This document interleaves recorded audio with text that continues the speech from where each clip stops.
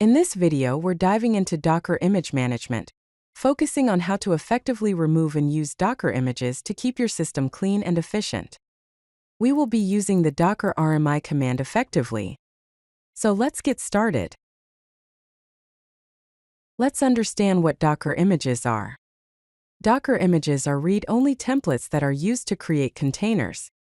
They contain everything needed to run an application, including the code, runtime, system tools, libraries, and settings. Over time, unused images can accumulate and consume significant disk space on your system, which is why it's important to manage them properly.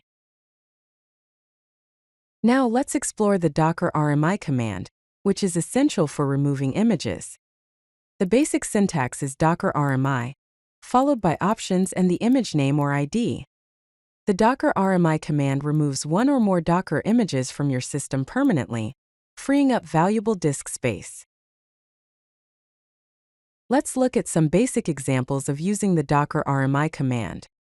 To remove an image by its image ID, you can use the command Docker RMI, followed by the image ID.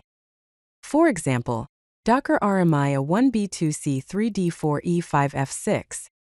Alternatively, you can remove an image by its repository name, such as Docker RMI Jinx, latest. Keep in mind that images must not be used by any containers to be removed.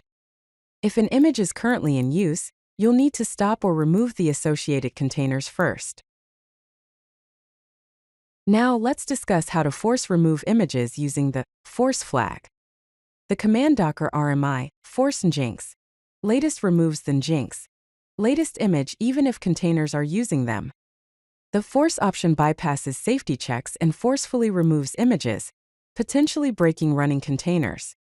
Therefore, use this option with caution. Next, let's explore how to remove dangling images, which are unused layers that take up disk space. To clean up unused images, you can use the command Docker image prune. This command safely removes all dangling images, freeing up space without affecting active containers. Dangling images are layers that have no relationship to any tagged images and take up disk space unnecessarily, so it's a good practice to remove them regularly. Now let's look at how to remove multiple images at once. To remove multiple images by name, you can use the command Docker RMI followed by the names of the images you want to remove, such as Docker RMI Jinx, latest Ubuntu 20.04. To remove all unused images, you can use the command Docker image prune. This will remove all images that are not being used by any containers. Use the flag to remove all unused images, not just dangling ones.